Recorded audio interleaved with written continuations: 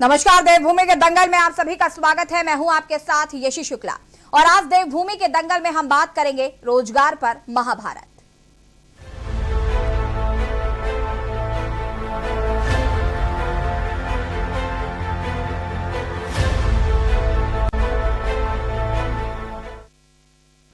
उत्तराखंड के पूर्व मुख्यमंत्री हरीश रावत क्या राजनीति से संन्यास लेंगे? यह सवाल हरीश रावत ने खुद उछाला है। दरअसल हरीश रावत ने राज्य सरकार को रोजगार के मुद्दे पर चुनौती देते हुए कहा कि बीजेपी बताए उन्होंने अपने कार्यकाल में यदि 3200 बेरोजगारों को नौकरियां दी हैं तो वो राजनीति से संन्यास ले लेंगे। हरदा की इस चुनौती को बीजेपी ने स्वीकार करते हुए करीबन 17,000 से ज्यादा पदों पर भर्ती की जानकारी सार्वजनिक कर दी है, जिसके बाद बीजेपी ने हरीश रावत से अपनी बात पर अमल करने को कहा है। वहीं हरीश रावत ने बीजेपी के इन आंकड़ों को झूठा बताते हुए अब कहा है कि सरकार सिर्फ आंकड़ों के जाल में उलझा रही है। बीजेपी के खुद के पूर्व मुख्यमंत्री त्रिवेंद्र सिंह रावत, तीरथ सिंह रावत और मौजूदा मुख्यमंत्री धामी के आंकड़े अलग अलग हैं। कुल मिलाकर चुनावी साल में उत्तराखंड में रोजगार पर महाभारत शुरू हो गई है। आज हम इसी पर करेंगे चर्चा, लेकिन उससे पहले ये रिपोर्ट देखें।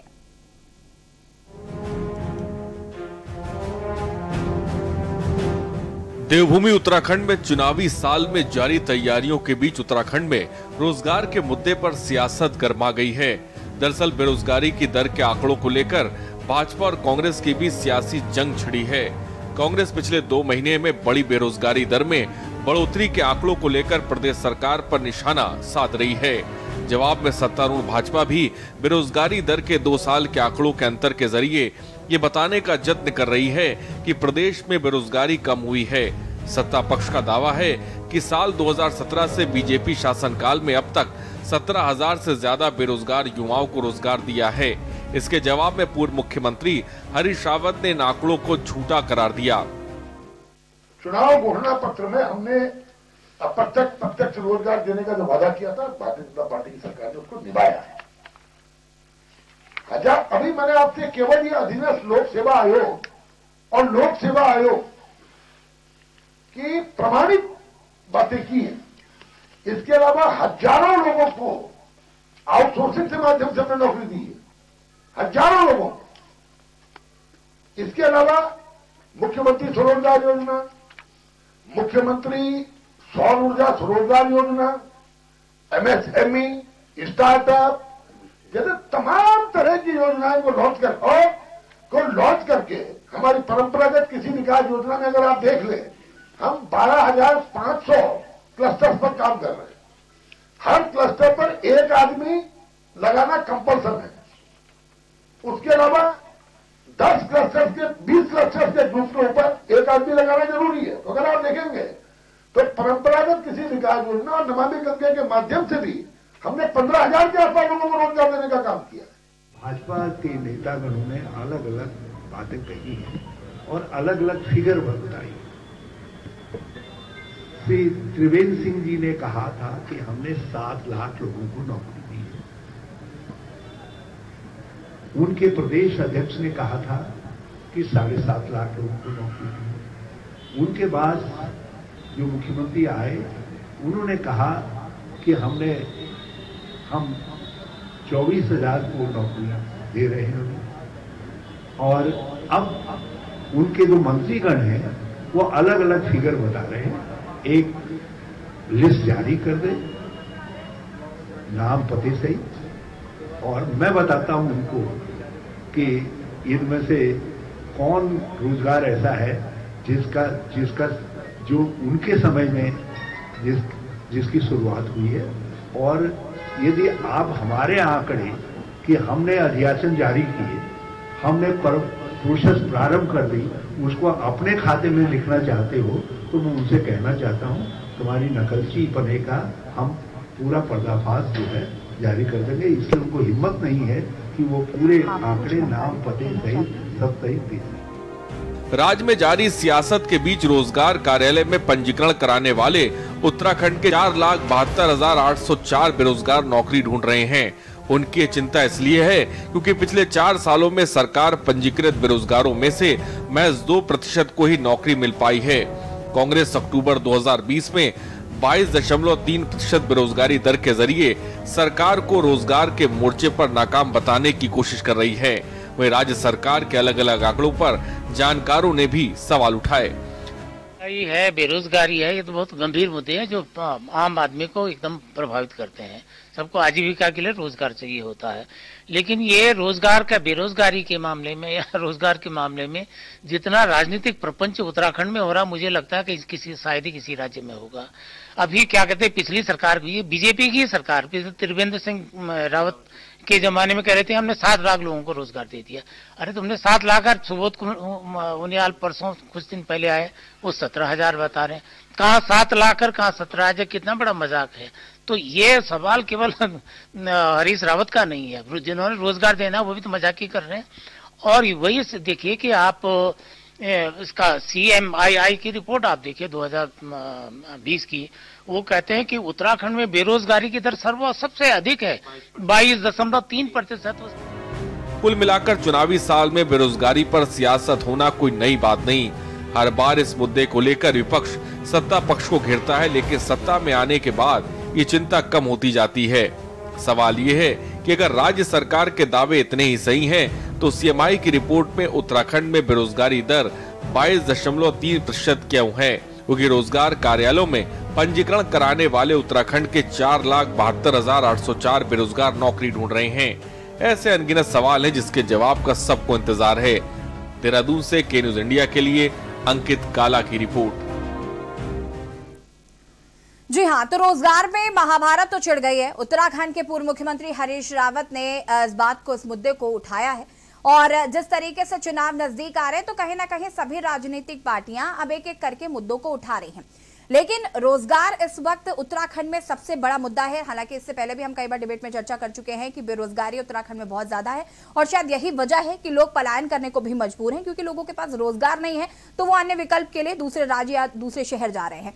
तो कहीं ना कहीं इसमें कितनी सच्चाई है, जो हरीश रावत जिस बात को कह रहे हैं उन दावों में कितनी सच्चाई है, या फिर राज्य सरकार जो दावा कर रही है, या इससे पहले जो उनके मुख्यमंत्री रह चुके हैं वो जो दावे कर रहे थे उसमें कितनी सच्चाई है, हम चर्चा इसी पर करेंगे। हमारे साथ कुछ मेहमान भी जुड़े हुए हैं, इनसे आपका परिचय करा देते हैं। हनी पाठक जी प्रदेश प्रवक्ता हैं, बीजेपी से हमारे साथ जुड़ चुकी हैं।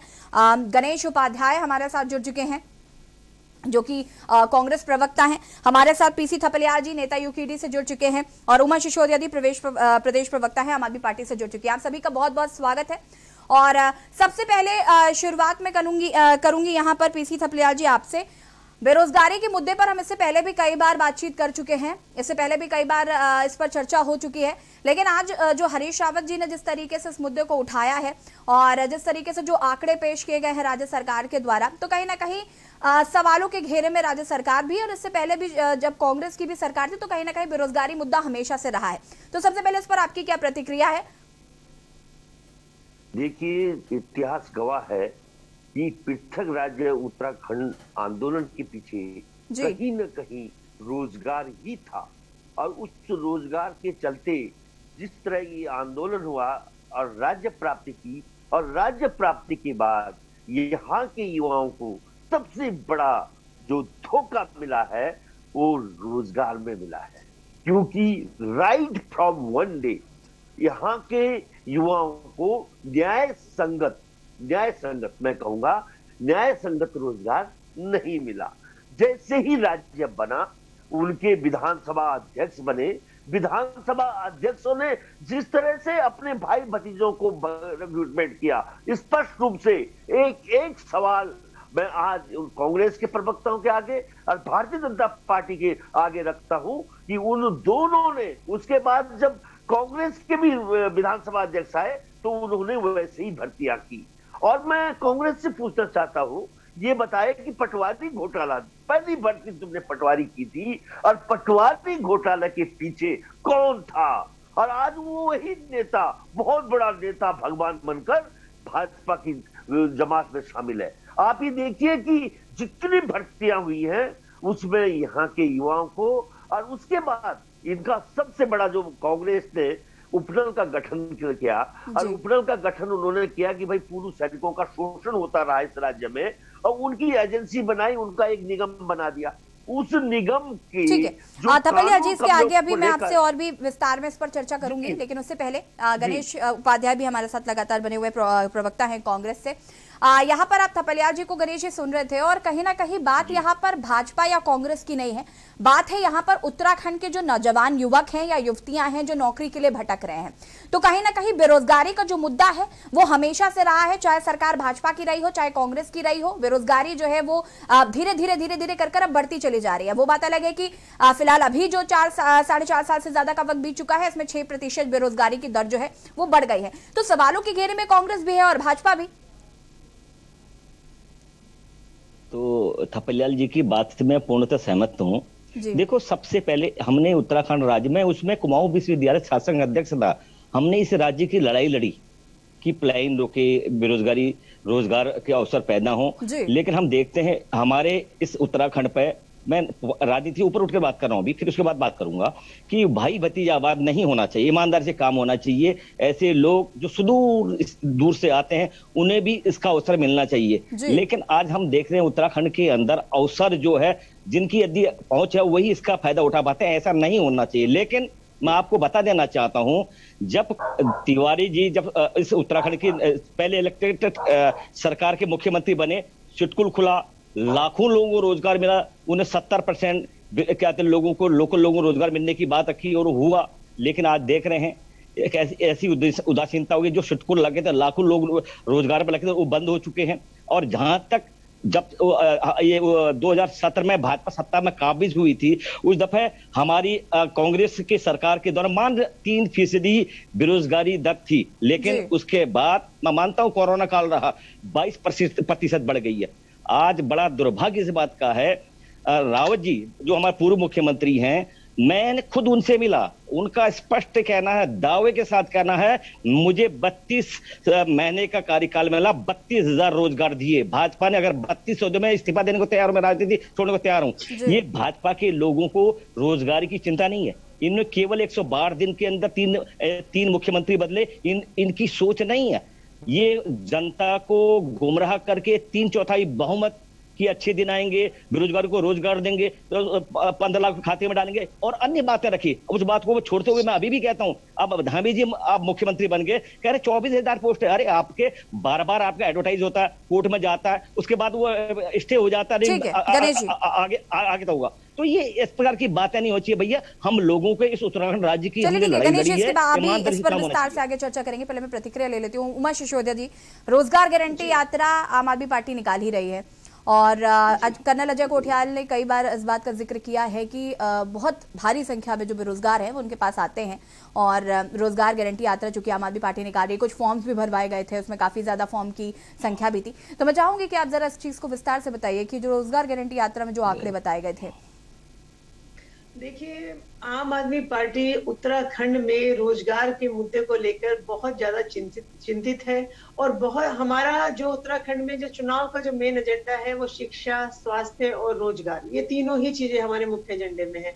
और अगर आप देखेंगे कि कर्नल कोठियाल, जिनको कि आम आदमी पार्टी ने मुख्यमंत्री का चेहरा बनाया है, उन्होंने अपने पूरे जीवन काल में जो उनकी अपनी यूथ फाउंडेशन जो संस्था है या वो जो निम के अध्यक्ष रहे हैं, उन सारी संस्थाओं और में काम करते हुए उन्होंने कितने युवाओं को उत्तराखंड में रोजगार प्रदान करने का काम किया है, ये मुझे बताने की आवश्यकता नहीं, सभी लोग इसको जानते हैं कि उन्होंने ऑलरेडी उत्तराखंड में बेरोजगार बच्चों के साथ लड़कियां भी खासतौर पर उन्होंने तो अपने यहाँ से गर्ल्स के भी बैच तैयार किए, जो आज हमारी जो सेनाएं हैं उसमें हमारी लड़कियां भी काम करती हैं और वो जो बैचेज हैं वो कर्नल कोठियाल ने तैयार किए हैं। गांव-गांव में जाकर उन्होंने रोजगार की अलग जगह है बच्चों के बीच में। तो आप समझ सकते हैं कि कर्नल कोठियाल को चेहरा बनाने के पीछे हमारा एक बहुत मजबूत ये तर्क भी है कि हम रोजगार को लेकर उत्तराखंड के बच्चों के लिए हम कितने ज्यादा सीरियस हैं। और ये जो रोजगार गारंटी यात्रा है, देखिए जो गारंटी यात्राएं होती है, मैं इसमें बहुत नॉर्मल एक चीज कहना चाहती हूँ कि चुनाव का टाइम है तो हमें अपने एजेंडे को लेकर, अपने मुद्दे को लेकर जनता के बीच में जाना है। सभी पॉलिटिकल पार्टीज जो है वो यात्राएं निकालेंगी, दूसरे तमाम जो कार्यक्रम होते हैं वो करेंगी। तो उसी को लेकर हमने रोजगार गारंटी यात्रा के रूप में कर्नल कोठियाल का चेहरा हर विधानसभा के सामने पेश किया है। उसमें सिर्फ और सिर्फ जनता को यही बताने का एकमात्र हमारा ये तरीका है जो रोजगार गारंटी यात्रा की आम आदमी पार्टी रोजगार के मुद्दे पर सबसे ज्यादा फोकस करेगी चुनाव के बाद जब हमारी सरकार बनेगी। क्योंकि बेरोजगारी एक ऐसा मुद्दा है, जैसे कि थपलियाल जी ने कहा, कि जिसको लेकर उत्तराखंड राज्य में सबसे पहले सुबुघाट शुरू हुई और सबसे पहले अलग राज्य की जो अवधारणा हुई, कहीं ना कहीं इस बात पे था कि उत्तराखंड के जो लड़के हैं, जो बच्चे हैं, जो लड़कियां हैं, वो पलायन करते हैं सिर्फ और सिर्फ रोजगार पाने के लिए, क्योंकि उनको अपने गाँव में, अपने कस्बों में, अपने शहरों में वो छोटे से छोटी तनख्वाह का रोजगार भी नहीं मिल पाता, जो वो कहीं दिल्ली, बॉम्बे, बेंगलोर, मद्रास में जाकर वो लोग कर लेते हैं, भारत से बाहर जाकर उन लोगों को मिल जाता है। तो बहुत मजबूरीवश यहाँ के युवा जो है पलायन करते हैं। हमारे बारे में तो ये कहावत बन गई है कि पहाड़ का पानी और पहाड़ की जवानी कभी भी पहाड़ के काम नहीं आती। और हमें एक मनी ऑर्डर अर्थव्यवस्था के रूप में भी हमारी पहचान थी कि हमारे जो बच्चे हैं वो ज्यादातर आर्मी में हैं और वहां से वो मनी ऑर्डर भेजते हैं हमारे गाँव में। और मनी ऑर्डर अर्थव्यवस्था उत्तराखंड के मुंह पर एक बहुत बड़ा तमाचा मैं इसको कहना चाहूंगी कि हम लोग सिर्फ और सिर्फ जो सैनिक है वही हम लोग दे पाए उत्तराखंड में। मैं सैनिकों का बहुत सम्मान है, हमारे उत्तराखंड के हर घर में एक दामाद और एक बेटा सैनिक है, लेकिन सैनिक के अलावा भी हमें बहुत सारे रोजगार चाहिए, क्योंकि सैनिक होना ही एकमात्र रोजगार नहीं हो सकता, उसके अलावा भी उमा जी, कहीं ना कहीं मैं आपकी इस बात से बिल्कुल सहमत हूँ कि एक रेप्यूटेटेड जॉब जो होती है, कह सकते हैं, वो अभी हमने नहीं देखा है कि उत्तराखंड वासियों को बहुत ज्यादा कहीं करने को मिला, क्योंकि बाहर की कंपनियां जो आती हैं वहीं पर उत्तराखंड वासी नौकरी करते हैं 8-10 हज़ार रुपए में, या फिर वो भी कोई परमानेंट जॉब नहीं होती। तो कोई बहुत रेप्यूटेटेड जॉब नहीं दी गई है अभी तक उत्तराखंड वासियों को, अगर देखा जाए, बात उनके बारे में की जाए तो। और इसमें भी मैं आपसे एक बात कहना चाहूंगी, जो मेरा विरोध और आम आदमी पार्टी का जो विरोध हमेशा रहा है वो रहा है जो आउटसोर्सिंग कंपनीज है। आप देखिए, आउटसोर्सिंग कंपनीज भी उत्तराखंड की नहीं होती, ये भी दिल्ली, गाजियाबाद, मेरठ, मुजफ्फरनगर और तमाम जो दूसरे क्षेत्र है वहां से आउटसोर्स कंपनियां आती हैं। वो लड़कों को भेड़ बकरियों की तरह भरती है, 8-8 हजार, 6-6 हजार, 5 हजार, 10 हजार रुपए की नौकरी, और उसमें भी उत्तराखंड के युवा शामिल नहीं है। उसमें भी ये नहीं है कि 70 या 80% युवा जो है उत्तराखंड के होते हैं। वो देहरादून में जो आउटसोर्स कंपनी काम कर रही है उसमें काम करने के लिए यूपी से, बिहार से, छत्तीसगढ़ से लड़के यहाँ पर लेकर आए जाते हैं। तो मैं समझती हूँ कि आउटसोर्स कंपनीज के रूप में जी बिल्कुल उमा जी, कहीं ना कहीं अपने ही राज्य में अपने ही काम करने के लिए बहुत एक जद्दोजहद करनी पड़ रही है, और लड़ाई शायद इसी बात की है। इसी वजह से राज्य आंदोलनकारी जो हैं वो आज भी जो अपनी लड़ाई है उनको लगता है कि वो लड़ रहे हैं। हनी पाठक जी, अब मैं आपका रुख करूंगी और आपसे जानना चाहती हूँ, हरीश रावत ने जो सवाल उठाया है, जिस तरीके से उन्होंने जो आरोप लगाए हैं, एक तरीके से कहा जाए सरकार पर, कि जो वादे, जो बातें कही जा रही थी वो कहीं ना कहीं धरातल पर पूरी नहीं हुई हैं। उत्तराखंड में 5 साल में बेरोजगारी दर की अगर हम बात करें तो वो 6 गुना से ज्यादा बढ़ी है। ये CMI की जो रिपोर्ट है उसके हिसाब से मैं आपको बता रही हूं। और सबसे बड़ी बात यह है कि जो दावे त्रिवेंद्र सिंह रावत ने किए थे वो अलग है, तीरथ सिंह रावत ने जो किए वो अलग है, पुष्कर सिंह धामी जो बात कर रहे हैं वो अलग है, आपके जो मंत्री बात कर रहे हैं वो अलग कर रहे हैं। तो ये सारे आंकड़े अलग अलग कैसे? देखिए, ऐसा है, मैं पहले तो आपसे शुरुआत करना चाहूंगी कि हनी जी, आपकी आवाज बहुत धीमे आ रही है हम तक। पहले हरीश रावत जी ने क्या कहा था? पहले हरीश रावत जी ने कहा था आंकड़े अगर दिखाते हैं तो मैं राजनीति से संन्यास ले लूंगा। अब आपको मेरी आवाज आ रही है तेज? हाँ जी, आप अपनी बात को पूरा करिए। पहले हरीश रावत जी ने अभी 2 दिन पहले ये बयान दिया था कि अगर मुझे आंकड़े दिखाते हैं तो मैं राजनीति से संन्यास ले लूंगा। जब इनको आंकड़े दिखाए जाते हैं तो ये कहते हैं ये आंकड़े झूठे हैं। अगर ये आंकड़े झूठे हैं तो ये आंकड़े झूठे हैं, इसका प्रूफ ये दिखाए ना। कोई भी चीज अगर मैं झूठ बोल रही हूँ तो उस झूठ का प्रूफ भी तो सामने रखेंगे ना आप, कि इसी तरह हवाई बातें करेंगे। ये बेबुनियादी बातें और हवाई बातें करना कांग्रेस की पुरानी आदत चली आ रही है, जो कभी भी खत्म नहीं होगी। NDA, CDA आदि प्रतियोगिता परीक्षा में क्वालिफाई करने वालों के लिए 50,000 की राशि मुहैया कराई जाएगी। ये हमारे उत्तराखंड की सरकार ने किया था, सत्ताधारी पार्टी भारतीय जनता पार्टी के द्वारा किया गया। 22 से 24,000 सरकारी रिक्त पदों पर नियुक्ति प्रक्रिया शुरू कर दी गई है।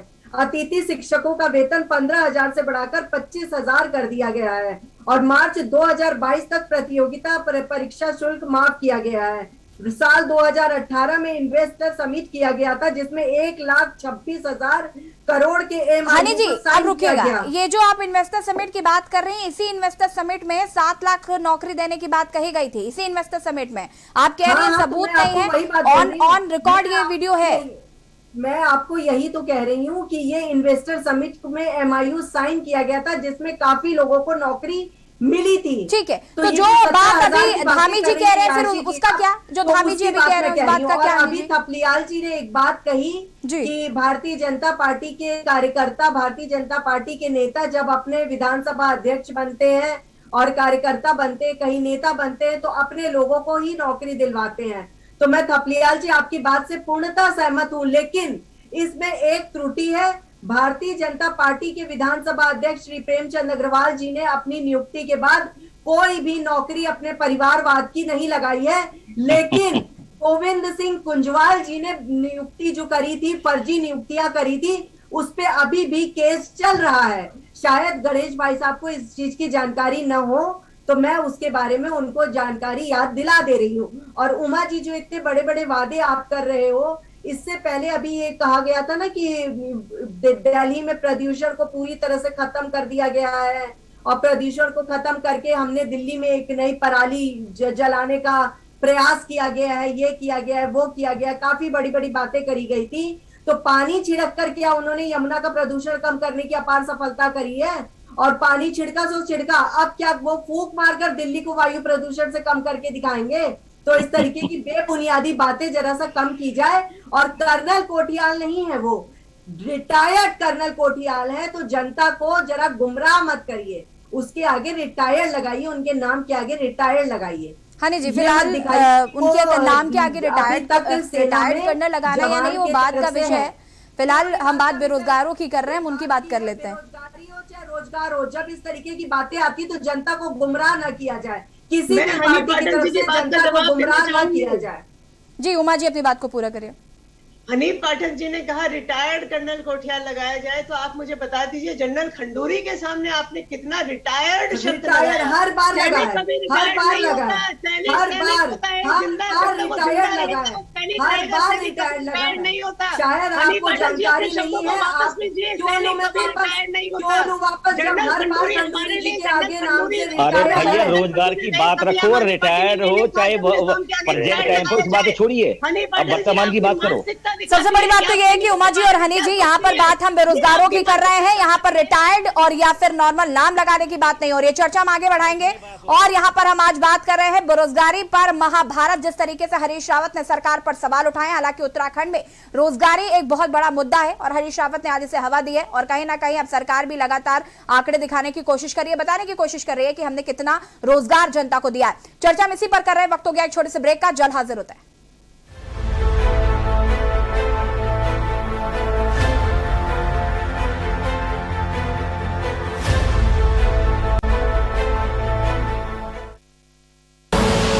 आप देख रहे हैं के न्यूज, खबरों का सारथी।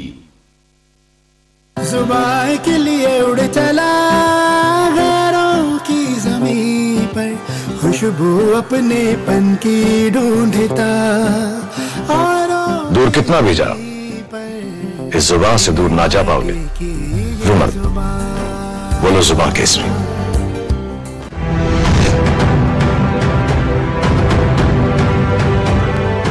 करें अपने जीवन को कृतार्थ, सुने श्रीमद् भागवत कथा रोज प्रातः 6 बजे मेरे साथ सिर्फ के न्यूज इंडिया।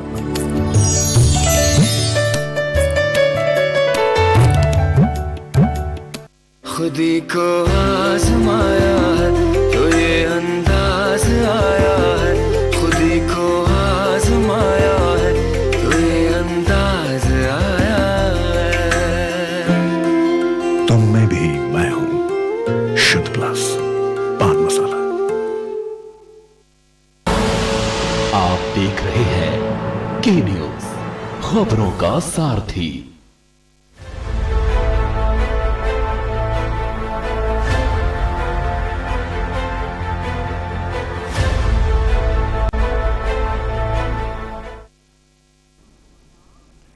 ब्रेक के बाद एक बार फिर से आप सभी का स्वागत है और आज देवभूमि के दंगल में हम बात कर रहे हैं रोजगार पर। महाभारत। उत्तराखंड के पूर्व मुख्यमंत्री हरीश रावत क्या राजनीति से संन्यास लेंगे, ये सवाल हरीश रावत ने खुद उछाला।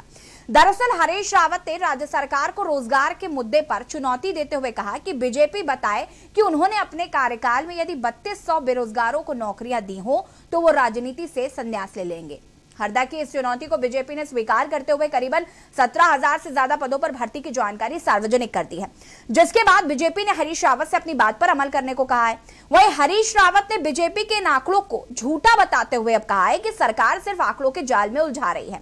चर्चा हम इसी पर कर रहे हैं। हमारे साथ लगातार मेहमान भी जुड़े हुए हैं और हमारे साथ राम कंडवाल जी, जो कि अध्यक्ष देवभूमि बेरोजगार मंच से है, वो भी जुड़ चुके हैं और सीधे राम कंडवाल जी का रुख करते हैं और उनसे ही जान लेते हैं कि बेरोजगारी उत्तराखंड में किस चरम पर है। एक तरफ जहां हरीश रावत इस बात को कह रहे हैं कि 3200 पद को लेकर जिस तरीके से उन्होंने सरकार को घेरा, वही दूसरी तरफ सरकार ये दावा कर रही है कि हमने बहुत ज्यादा लोगों को रोजगार दिया है। सच क्या है राम कंडवाल जी?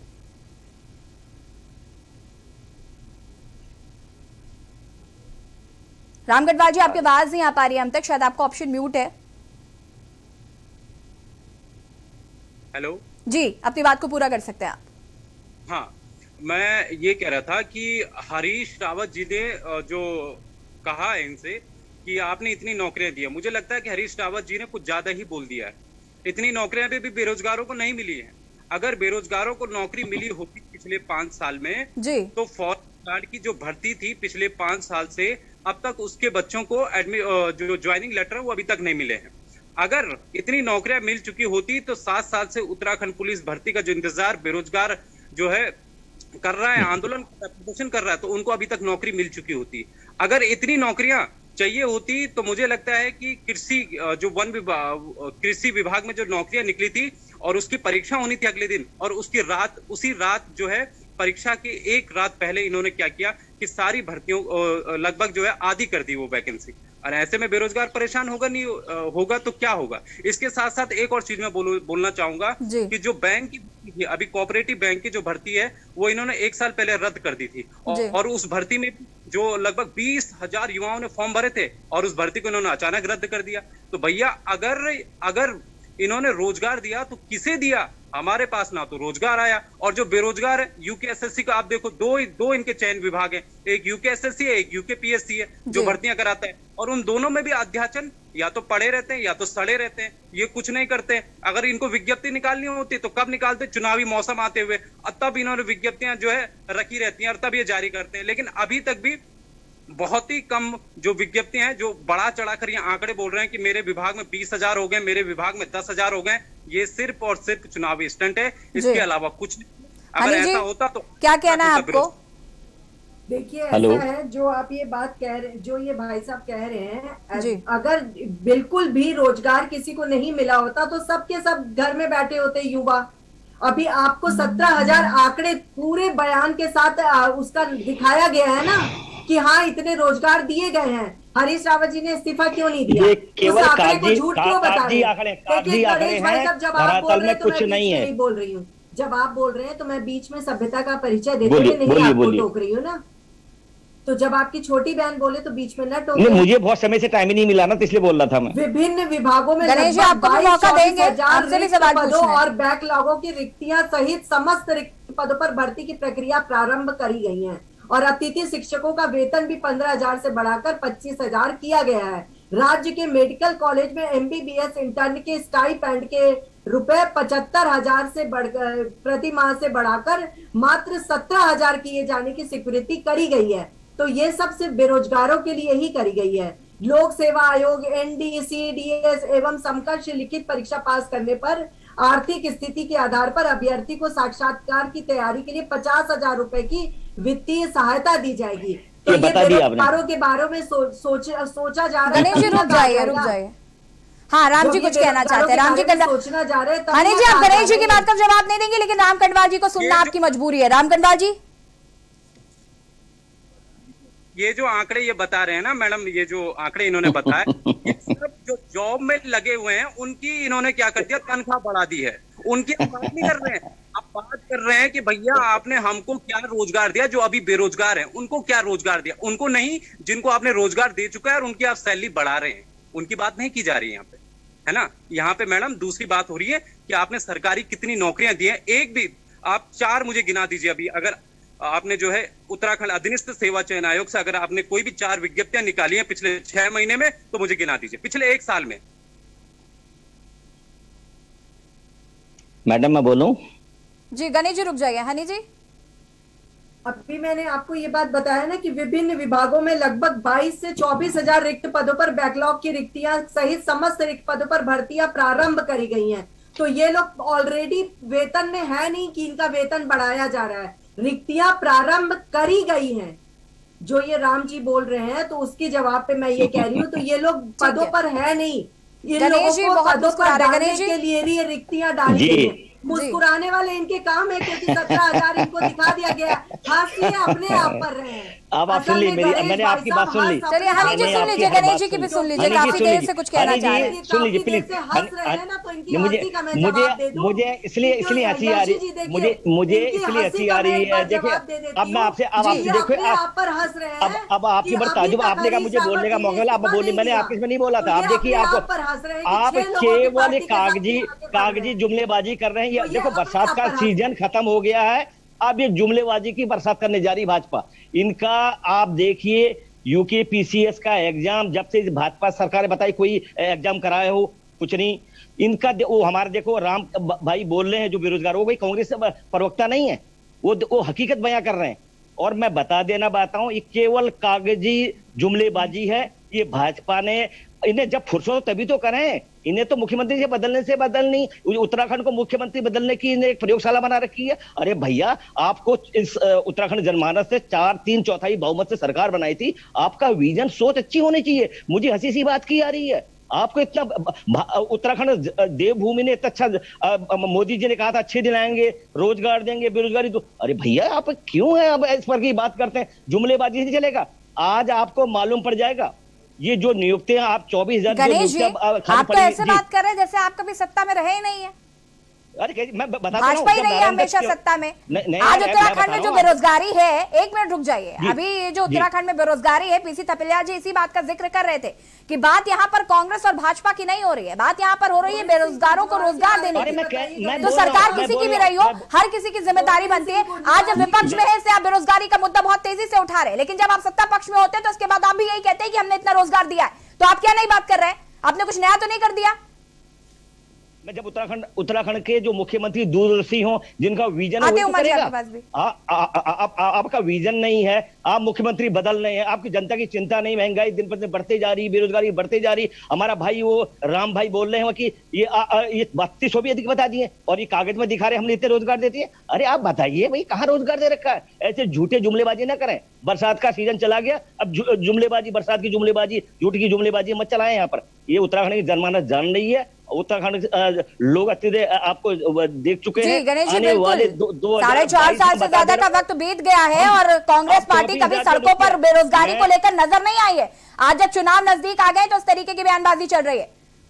इस बात की लड़ाई लड़ रहे हैं, हमेशा धरना दे रहे हैं हमारे कार्यकर्ता, जहाँ देहरादून से लेके पूरे। ये आपके जो प्रवक्ता कहते रहते हैं ना, हम धरना दे रहे थे, ये धरना अभी पिछले कुछ दिनों से शुरू हो गया है। नहीं, आप ऐसी बात नहीं करिए। आप अपने चैनल में आपने खुद हमें उसमें स्थान दिया था जब हमने धरने दिए थे। गणेश जी, बिल्कुल हम स्थान देते हैं जब आप धरना देते हैं तो बिल्कुल देते हैं, लेकिन आप दीजिए तो। से कहा फुर्सत ही नहीं, इन लोगों को फुर्सत कहाँ है? देखिए हमारी प्रवक्ता बैठी, इनकी मजबूरी है, ये कागजी कार्रवाई, आंकड़ेबाजी दिखाई। सवाल गणेश भाई साहब से मैं छोटा सा कर लूं, जरा बस मुझे इतना बता दीजिए कि गोविंद सिंह कुंजवाल जी ने जो भर्तियां कराई थी, फर्जी भर्तियां, जिसका केस अभी भी कोर्ट में चल रहा है, वो भर्तियों के बारे में बस मुझे बता दीजिए। मैं अभी पार्टी छोड़ रही हूँ। चलिए। अरे मैं ये कह रहा हूँ, लोकायुक्त, अब जो लोकायुक्त का जो गठन, मुझे सीधा जवाब दीजिए, सीधा जवाब।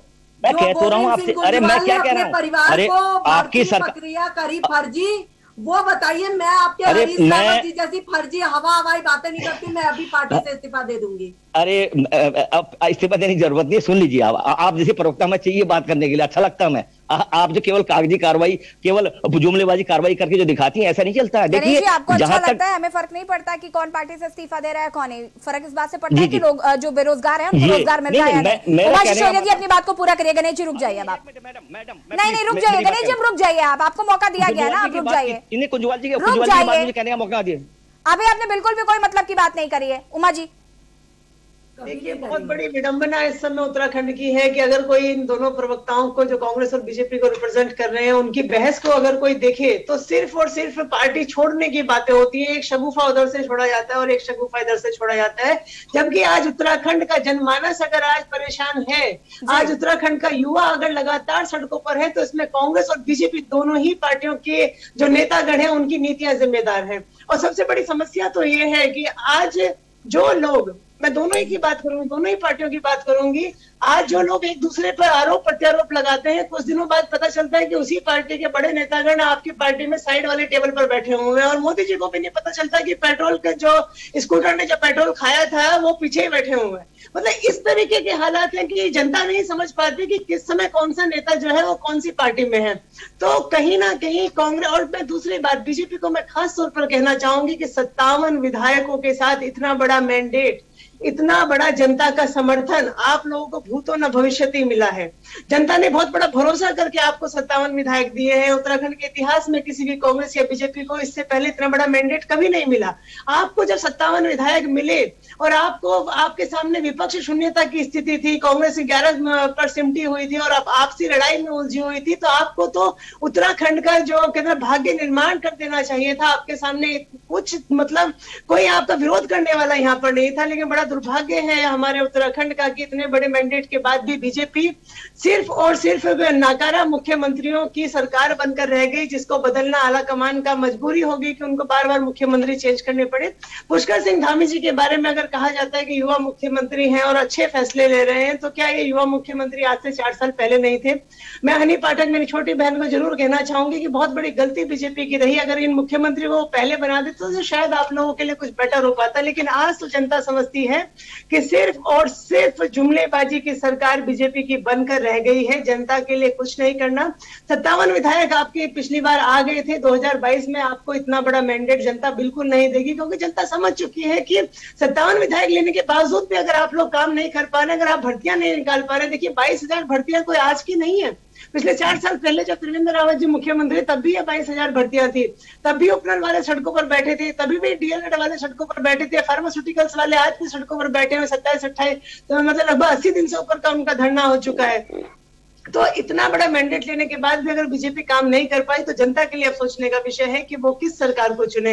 और सच में मुझे दुख होता है इस बात का, क्योंकि हम सभी उत्तराखंड वासी हैं। अगर किसी सरकार को इतना बड़ा मैंडेट मिलता है और उसके बावजूद भी वो काम ना कर पाए, तो मैं समझती हूँ कि इससे बड़ा दुर्भाग्य एक पार्टी का और उससे बड़ा दुर्भाग्य उत्तराखंड का नहीं हो सकता। जी बिल्कुल। थपलियाल जी, आपकी क्या कुछ प्रतिक्रिया है इस पर? देखो, सबसे बड़े आरोप और प्रत्यारोप के बीच में जो मूल पॉइंट है इस बेरोजगारी का, क्योंकि जो हमें रोजगार भी दिया जा रहा है वो 20 से 25,000 आज एम्प्लॉय उपनल के माध्यम से है, और बहुत सारे अन्य एजेंसी जो आउटसोर्स एजेंसी है, यानी क्लास 3 और क्लास 4 में भर्तियां बंद हो चुकी हैं। और ये लोग इतना हद पार कर रहे हैं, ये क्लास 2 में भी ये कंट्रेक्चुअल बेसिस पे अपॉइंटमेंट उपनल के माध्यम से लेने लगे हैं, जो कि नहीं लेना चाहिए, संवैधानिक अपराध है इनका। लिए जो क्लास 2 और क्लास 1 एंट्री है वो गजेटेड टाइप एंट्री है, और उसमें बहुत ही गंभीरता से चयन होना चाहिए। लेकिन क्लास 3 क्लास 4 में भी आदमी चैन से नहीं सो सकता। उसको नौकरी कहूं कि बेनौकरी, क्योंकि 11 महीने के बाद फिर साइन करना पड़ता है, कॉन्ट्रैक्ट रिन्यू होता है। और उसको अगर ये नौकरी कहकर ये नालायक नेता आज जो हमारे भाग्य विधाता बने हुए हैं, इन्होंने तो हमारी नींद ही हराम कर दी है रोजगार के ऊपर, क्योंकि अकूत संपदाओं का मालिक ये उत्तराखंड, इसके संसाधनों के माध्यम से यहाँ के युवाओं को जो रोजगार दिया जाना चाहिए था उसको तो इन्होंने देखा ही नहीं, न समझा। इनको नहीं मालूम कि हम एडवांस्ड टूरिज्म के माध्यम से कितना रोजगार क्रिएट कर सकते हैं। इनको ये नहीं मालूम कि यहाँ के प्राकृतिक संसाधनों के माध्यम से हम युवाओं का छोटे छोटे जो कोऑपरेटिव बना के, नहीं, इन्होंने यहाँ के प्राकृतिक संसाधन तो माफियाओं के हाथ दे दिए। और इन लड़कों को, बच्चों को तुम खिलौना दे रहे हो। और आउटसोर्स में भी जो भाई भतीजावाद चला हुआ है, आज उपनल की भर्तियां केवल एक मंत्री के घर से हो रही है, ये मैं दावे के साथ कह रहा हूं। अगर मैं प्रार्थना करता हूं सरकार से कि मैं राजनीति से ऊपर उठकर मैं धामी जी से बोलता हूं कि कोई ऐसा भगवान पैदा हो इन दलों में जो हमें को न्याय संगत, यानी केवल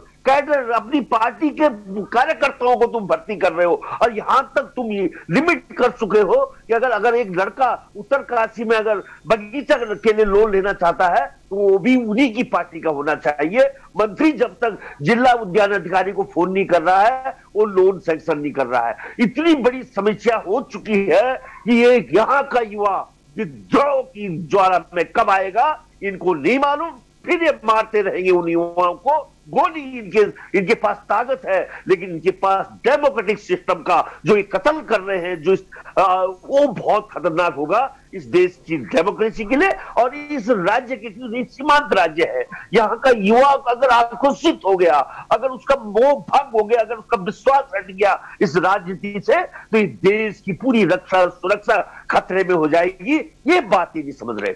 यहाँ पे बहुत गंभीर मुद्दा है। यहाँ के उत्तराखंड के सीमांत क्षेत्र के युवाओं का बहुत हमें गंभीरता से लेना चाहिए, क्योंकि उनके भाई आज जो सीमा में रक्षा कर रहे हैं, अगर वो देखेंगे कि मेरे जो भाई है, मेरे रिश्तेदार है, मेरे छोटे, उनको अगर रोजगार, न्याय संगत रोजगार नहीं मिल रहा तो वो भी अपना पूरे ध्यान से इस देश की रक्षा की जो मजबूत लाइन है उस कमजोर पड़ जाएगी। ठीक है जी। हनी जी, मेरे पास कुछ आंकड़े हैं सीएमआई की रिपोर्ट के अनुसार, जिसमें चूंकि हम बेरोजगारी की तो बात कर ही रहे हैं, लेकिन यहाँ पर जो आंकड़े मैं आपको बताने जा रही हूँ, इन आंकड़ों में सबसे बड़ी बात यह है कि जो युवा बेरोजगार लोग हैं उनकी संख्या सबसे ज्यादा है, जिसके हिसाब से अगर हम बात करें तो 20 से 29 वर्ष के आयु वर्ग की जो बेरोजगारी है उसमें 56.41% देखी गई है, और 20 से 24 जो आयु वर्ग के लोग हैं उसमें 81.76% देखी गई है। मतलब बात यहाँ से बेरोजगारी की नहीं है, बात यहाँ पर यह है कि जो युवा है वो सबसे ज्यादा बेरोजगार है, तो पलायन नहीं होगा।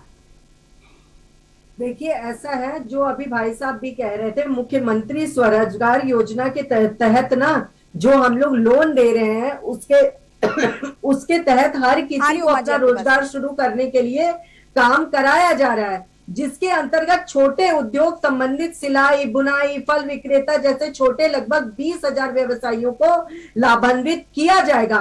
प्रति व्यक्ति 50,000 के ऋण पर 20,000 रुपए की सब्सिडी प्रदान किया जा रहा है। और हनी जी वही बात आपको समझाने की कोशिश कर रहे हो। राम कंडवाल जी अभी इसी बात को कह रहे थे, रुक जाइए, 501 पद सृजित किए गए। रुक जाइए, आप जो बात कह रही हैं, राम कंडवाल जी इसी बात को तो कह रहे हैं कि आप तो कह रहे हैं कि आप रोजगार दे रहे हैं, लेकिन किसे दे रहे हैं? मिल तो नहीं रहा। राम कंडवाल जी खुद ही देखिए, अगर इक्का दुक्का को नहीं मिल रहा है तो इसका मतलब ये नहीं है कि किसी को भी नहीं मिल रहा है। अगर कोई एक जने आकर ये कहते हैं कि हमें नहीं मिल रहा है, इक्का दुक्का लग रहा है, मतलब ये नहीं कि किसी को भी नहीं मिल रहा है। इसका मतलब ये नहीं है कि किसी को भी नहीं मिल रहा है। ठीक है, आंकड़े निकाल, बेरोजगार हैं अभी, जिनको रोजगार नहीं मिला, इक्का दुक्का कोई नहीं है यहाँ पर। इक्के दुक्के की बात होती ना तो अभी तक आपकी सरकार, ये जो डिबेट होती ना, ये भी नहीं होती अगर इक्के दुक्के रोजगार की बात होती तो। जी, लाखों बेरोजगार हैं। और जब 2017 में सरकार बनी थी प्रचंड बहुमत से, तब तो युवाओं ने सोचा था कि भाई आ गई उनकी सरकार, अब तो छा जाएगा सारा बेरोजगार, लेकिन ऐसा कुछ नहीं हुआ, है ना। तो नौकरी दे दी। दूसरी बात यशी जी, मैं आपको एक और बात बताना चाहूंगी कि ये जो कोरोना काल आया था, इस कोरोना काल के चक्कर में भी काफी इकोनॉमिकल व्यवस्था, आर्थिक व्यवस्था काफी ज्यादा प्रभावित हुई थी, जिसके कारण भी रोजगार के लिए काफी ज्यादा नुकसान सामना करना पड़ा है लोगों को। कुछ लोगों की तो नौकरियां तक छूट गई हैं। मेरे कितने जानकारों की नौकरियां छूट गई क्योंकि इंडस्ट्री बंद हो गई है। तो कोरोना काल की वजह से भी नौकरियों पे काफी प्रभाव पड़ा है। 2 साल कोरोना काल की वजह से प्रभाव पड़ा है। अभी कुछ दिनों में जैसे कोरोना खत्म होने को आ रहा है, उसी रिपोर्ट में इस बात का भी जिक्र किया गया है हनी पाठक जी कि बेरोजगारी दर कोरोना काल से पहले बढ़ना शुरू हो गया था, और उसके बाद जब कोरोना आया फिर उसके बाद चीजें खराब हुई, तो पूरे देश में क्या पूरे विश्व का यही हाल रहा, तो वो अलग चीज है। लेकिन जो बेरोजगारी दर की अगर हम बात करें तो वो कोरोना के पहले से बढ़नी शुरू हो गई थी, और ये उसी रिपोर्ट में लिखा है जिस रिपोर्ट में ये आंकड़े दिए गए हैं। उमा जी जवाब देंगी। उमा जी, मेरी बहन हनी पाठक जी ने मुख्यमंत्री स्वरोजगार योजना के बारे में बात की और उन्होंने कहा कि छोटे उद्योगों के लिए ऋण दिया जा रहा है। हनी जी, मैं आपको जरूर बताना चाहूंगी कि हेमचंद्र तिवारी नाम के एक शख्स हैं जो इस समय ये जो SBI की जो मेन ब्रांच है उसके सामने आत्महत्या करने के लिए बैठे हुए हैं कि उनको जो बैंक है वो ऋण नहीं दे रहा है, लोन नहीं दे रहा है, जबकि उनके सारे पेपर्स पूरे हैं। और उनका सीधा आरोप है कि बैंक मैनेजर ने मेरे से 5 लाख रुपए रिश्वत मांगी कि तुम्हें 30 लाख रुपए की सब्सिडी मिलेगी, तुम उससे पहले मुझे 5 लाख रुपए दे दो, अगर तुम देते हो तो मैं तुम्हारा लोन क्लियर करता हूं, अदरवाइज मैं तुम्हारा लोन क्लियर नहीं करूंगा। उस व्यक्ति ने, जो कि बीजेपी का कार्यकर्ता रहा है, उसने इस बात को मानने से इनकार किया और बैंक ने उसका लोन नहीं किया, उसकी फाइल को डिफॉल्ट कर दिया। ये केस मैं अपनी हर डिबेट में उठाती हूँ, आपके अन्य प्रवक्ताओं को भी इसके बारे में पता है। वो व्यक्ति पुष्कर सिंह धामी जी तक गुहार लगा चुका है कि मुझे जो मेरे साथ जो अन्याय हुआ है उसको रोका जाए और मेरा लोन क्लियर कराया जाए, लेकिन सरकार में कोई सुनने को राजी नहीं है। ये पहला केस नहीं है, ये एकमात्र मैं एक उदाहरण दे रही हूँ। मुख्यमंत्री स्वरोजगार योजना की असली हकीकत क्या है? उन्हीं लोगों को लोन मिलेगा जो रिश्वत दे पाएंगे, उन्हीं लोगों को लोन मिलेगा जिनके लिए मंत्री जी फोन कर देंगे, उन्हीं लोगों को लोन मिलेगा जो किसी न किसी बड़े मंत्री, किसी बड़े नेता के खास गुर्गे होंगे। अदरवाइज किसी एक आम व्यक्ति को लोन बिल्कुल नहीं मिलता है, चाहे वो व्यक्ति कितनी ही ईमानदारी से अपने परिवार का पेट भरने के लिए और 4 लोगों को अपने यहाँ रोजगार देने के लिए दिन रात मेहनत कर रहा हो। तो हनी जी, आप सत्ता पक्ष की प्रवक्ता हैं, आप सत्ता पक्ष में हैं और आपकी जो नजदीकियां हैं वो अपने लोगों से, मुख्यमंत्री जी से कहीं हमसे कहीं ज्यादा होंगी। तो मैं आपसे हाथ जोड़कर करबद्ध प्रार्थना करती हूं कि मुख्यमंत्री धामी जी तक इस बात को पहुंचाइए कि मुख्यमंत्री स्वरोजगार योजना के नाम पर युवाओं के साथ जो भद्दा मजाक इस समय उत्तराखंड में चल रहा है उसको रोके। अगर आप लोग घोषणाएं करते हैं और उस घोषणा को पूरा करने के लिए आप बड़े बड़े होर्डिंग्स लगा देते हैं पूरे उत्तराखंड में, हर चौक चौराहों पर, तो आपको देखना चाहिए कि क्या आपकी स्वरोजगार योजना में बैंक आपका साथ दे रहे हैं? क्या बैंक उन लोगों को लोन कर रहे हैं जो वाकई में अपना रोजगार लगाना चाहते हैं? अदरवाइज ये आपकी कोरी घोषणाएं बनकर रह जाती हैं कि हमने ये हम लोगों ने स्कीम चलाई, बैंक तो लोन दे ही नहीं रहे उन लोगों को। हनी जी, इसका जवाब मैं आपसे लूंगी, जरूरी है। हनी जी, इसका जवाब मैं आपसे लूंगी, चर्चा को आगे बढ़ाएंगे। फिलहाल यहाँ पर हम बात कर रहे हैं रोजगार को लेकर। जिस तरीके से रोजगार का जो मुद्दा है वो लगातार बढ़ता जा रहा है, जिसकी वजह से उत्तराखंड वासी भी परेशान है, जो युवा है वो परेशान है, और चर्चा हम इसी पर कर रहे हैं। हरीश रावत की अगर हम बात करें तो हरीश रावत ने भी सरकार पर सवाल उठाए हैं। आंकड़ों की अगर बात की जाए तो सरकार की तरफ से जो आंकड़े जारी किए गए उन्हें भी झूठा साबित यहाँ पर कहा गया है कि ये झूठे आंकड़े। हनी जी, आप जवाब दे सकते हैं। जो ये मेरी बड़ी बहन दीदी कह रही है उमा जी की, मेरे एक जानकार हैं, उनको इस तरीके से वो रोजगार के लिए दर दर भटक रहे हैं, लेकिन उनको स्वरोजगार के तहत ऋण उपलब्ध नहीं हो पा रहा है। तो मैं भी उनसे ये बात कहना चाहूंगी कि मैं क्यों मानूं इनकी बात, ये तो विपक्षी दल है। हमारे जानकारों में तो कुछ इतनी है, अभी हमारे बगल में ही एक है, उन्होंने 3 लोगों ने सिलाई का वो व्यवसाय शुरू किया और ऋण लिया है, और ऋण लेने के बाद उन्होंने सिलाई का व्यवसाय शुरू किया है। 2 लोगों ने बुटीक का कार्य शुरू किया है। तो मैं इनकी बात विपक्षी दल की क्यों मानूं? और फिर भी अगर चलिए उमा जी का मैं कार्य देखती हूँ, सोशल वर्क इनका देखती हूँ, कोरोना काल में भी इन्होंने काफी अच्छा कार्य किया था। तो अगर इन्होंने सामाजिकता को देखते हुए मैं अगर देखना चाहूँ तो देखती हूँ, अगर उमा जी कोई ऐसा व्यक्ति है जिसको स्वरोजगार योजना के तहत ऋण नहीं उपलब्ध हो पा रहा है, तो आपके पास मेरा नंबर है, आप मुझे बताइए, मैं तो जो मदद मेरे से हो सकती है मैं वो करती हूँ। ठीक है उमा जी, कुछ कहना चाह रही हूँ? उमा जी, छोटी बहन हनी जी को उनके सकारात्मक जवाब के लिए साधुवाद देना चाहूंगी। और हनी जी वो जो व्यक्ति हैं वो मेरे जानकार नहीं थे, उन्होंने मेरा नंबर लेके कहीं से कॉल किया और तब उन्होंने अपनी व्यथा बताई कि मैं धामी जी तक घूमकर आ गया हूँ और मैं यहाँ धरने पर बैठा हूँ और मेरी बात को उठाइए। तो हम लोग जितना हो सकता है विभिन्न जो मीडिया चैनल्स हैं उनके माध्यम से हम उस व्यक्ति की बात को लगातार उठा रहे हैं कि उसकी आवाज जो है कहीं ना कहीं मुख्यमंत्री जी तक पहुंचे। मैं बिल्कुल उस व्यक्ति के बारे में जी ने फिलहाल पॉजिटिव रिस्पांस दिया है, तो देखते हैं इस पे फिर क्या हो सकता है। गणेश जी, आप अपनी बात को पूरा कर सकते हैं। ऐसा जी, अभी हमारी और गणेश जी प्लीज मुद्दे पर ही बात रहिएगा और मुद्दे पर ही बात करें। मैं मुद्दे पे बात करूं प्लीज। आज आप देखिए 24,000 नियुक्तियां हमारे धामी जी मुख्यमंत्री कह रहे हैं हम करने जा रहे हैं। आप देखिए 2 महीने के बाद आपको आचार संहिता लगनी है। अगर इन्हें करना ही था, तीरथ सिंह रावत 4 साल लगभग इन्होंने पूरे अपना कार्यकाल पूरा किया, तब इन्होंने भी सोचा। और आप जहां तक राम भाई हमारे जो बेरोजगार बैठे हैं उनकी बात आप सुन ली, और जो थपलियाल जी की बातों ने मेरे दिल झकझोर दिया है। वास्तव में उनकी बातों को मैं पूर्णतः समर्थन करता हूं। सत्ता आती जाती है, लेकिन ईमानदारी से इस उत्तराखंड देवभूमि में काम होना चाहिए। मैं बिल्कुल सहमत हूं और हम आपको यकीन दिलाते हैं कि आने वाले वक्त में उत्तराखंड में जो भी कांग्रेस का मुख्यमंत्री बनेगा, जन भावनाओं की कद्र करेंगे। ऐसे काम नहीं चलने वाला भाई, हम जुमलेबाजी वाली सरकार नहीं चाहते हैं। 21 साल नहीं लगा दिए आपने गणेश जी इस बात को समझने में? 21 साल लग गए आपको ये समझने में कि कदर करनी चाहिए। हाँ, माना कि उसमें भाजपा कांग्रेस का मिला जुला रहा है, लेकिन मैं 21 साल फिर भी हो गए ना। आप विपक्ष में थे तब भी इस मुद्दे को उठा सकते थे, अब अगर सत्ता में है तो आपको काम करना चाहिए था। अरे हम इनका मुद्दा किस बारे में उठाएं? मतलब बेरोजगारी के मुद्दे में ये लोग आपस में झगड़ा लड़ाई चल रही है इनकी, हम तभी उसके जनता के जो परेशानियां हैं, जो बेरोजगार हैं उनके साथ हम हमेशा रहते हैं। आशाएं बैठी हैं, दुनिया भर की आपकी आंगनबाड़ी के लोग बैठते हैं, बेरोजगार लोग धरना देते हैं, हम तो उनके जाके बात करते हैं, लेकिन सुनने को तैयार ही नहीं है। इनके तो केवल कागज में आप देखते हैं कि हमने इतने आंकड़े, इतने लोगों को रोजगार दिया, इतना, और प्रत्यक्ष बनामा राम भाई बैठे हुए बेरोजगार बैठे हैं, वो तरस रहे। और आप ही बता रही 81% हमारे नए कहते हैं यंग लोग रोजगार की तलाश में बैठे हुए हैं। अरे भाई ये करना चाहिए। आज देखिए सरकार, हमने उत्तराखंड राज्य की यही परिकल्पना की थी, उत्तराखंड राज्य की लड़ाई इसीलिए लड़ी थी। आज उससे अच्छा तो उत्तर प्रदेश अच्छा था। अरे भाई हमारा वास्तव में, मैं थपलियाल जी को धन्यवाद दूंगा,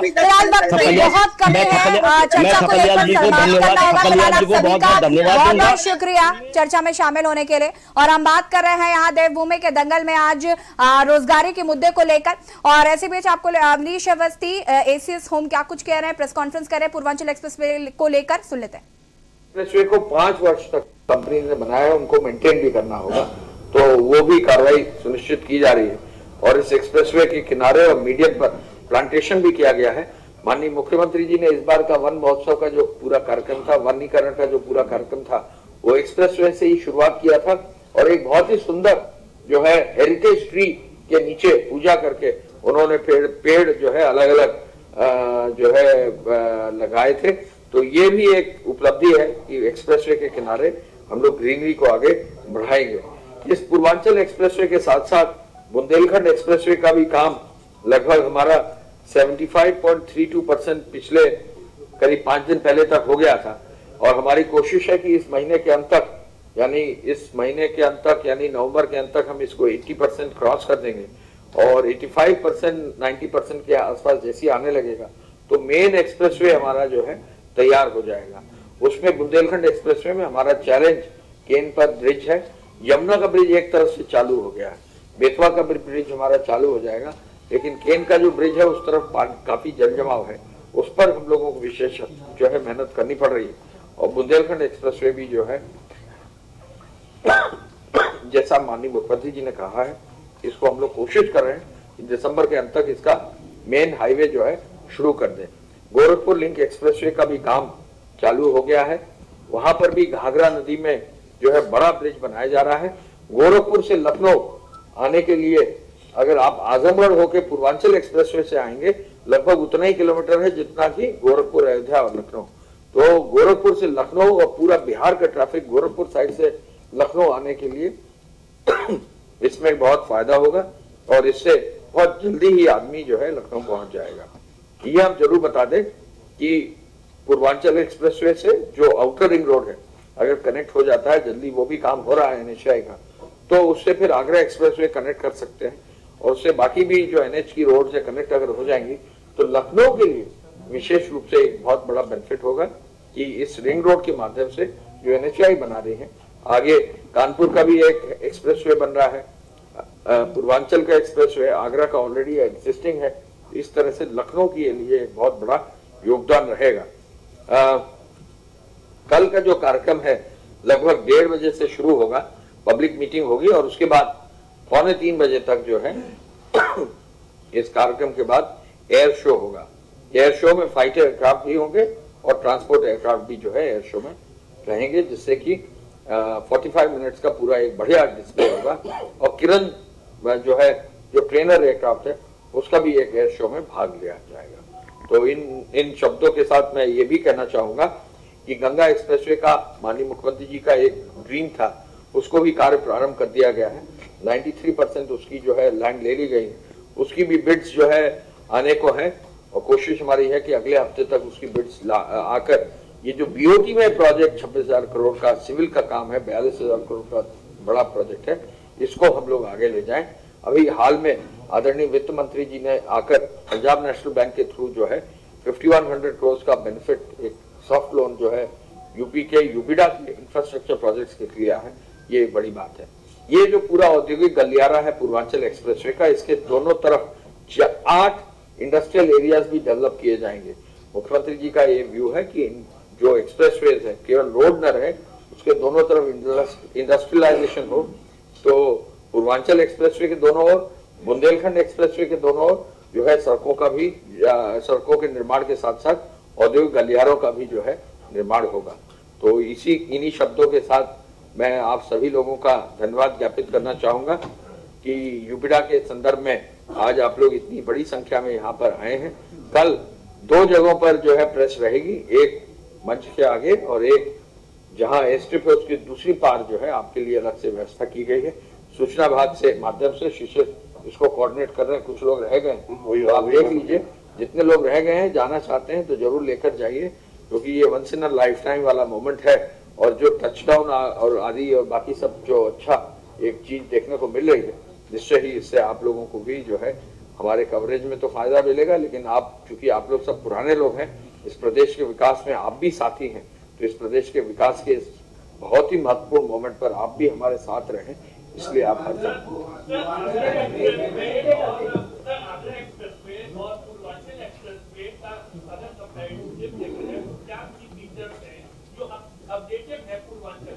देखिए, पूर्वांचल एक्सप्रेसवे की जो मीडियन की चौड़ाई है वो भी बढ़ा दी गई है, 1 मीटर एक्स्ट्रा बढ़ा दी गई है।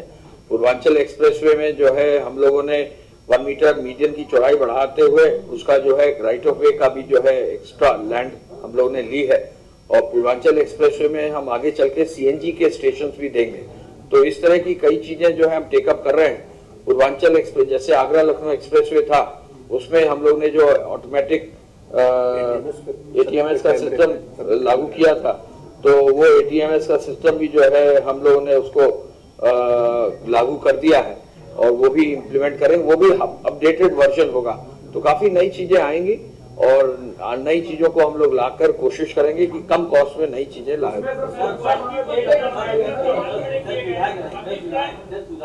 जन सुविधाएं भी उसमें काफी कर दी गई हैं।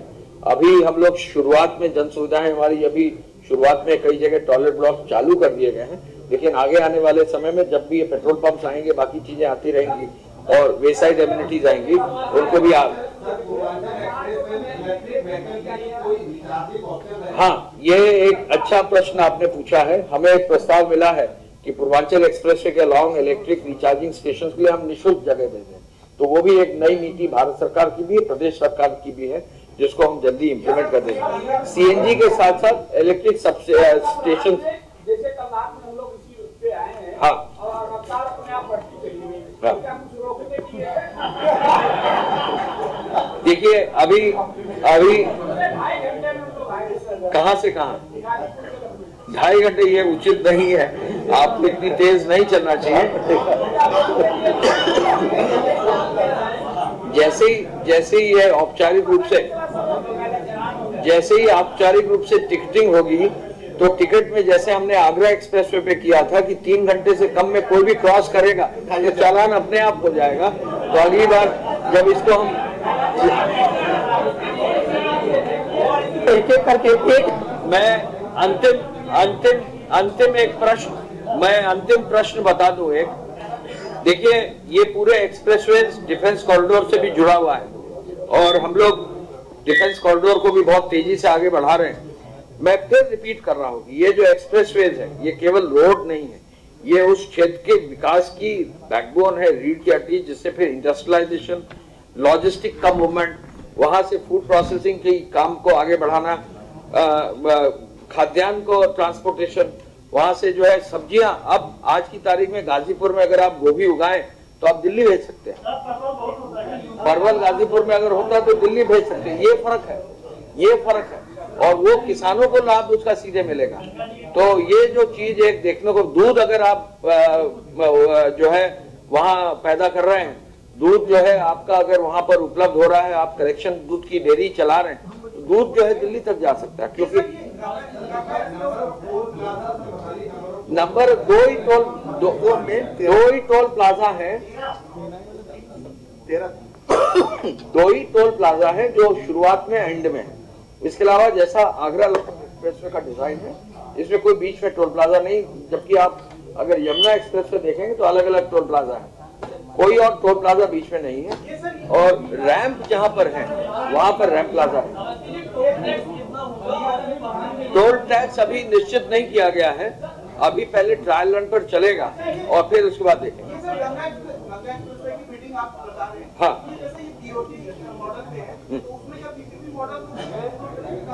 नहीं, बीओटी मॉडल पर पीपीपी का ही मॉडल है जो फाइनल स्टेजेस में है, बिड्स आने को है।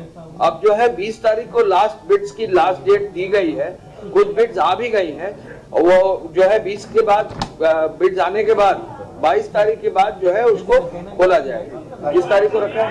26 लास्ट डेट है 22 को।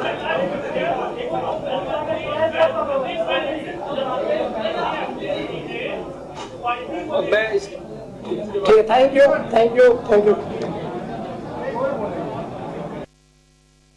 अवनीश अवस्थी को आपने सुना, जिन्होंने बताया कि एक्सप्रेसवे का कल उद्घाटन होगा और लेजर शो आयोजित किया जाएगा। 341 किलोमीटर का है ये पूर्वांचल एक्सप्रेसवे। पेट्रोल पंप की 4 बड़ी कंपनी को जमीनें दी गई हैं।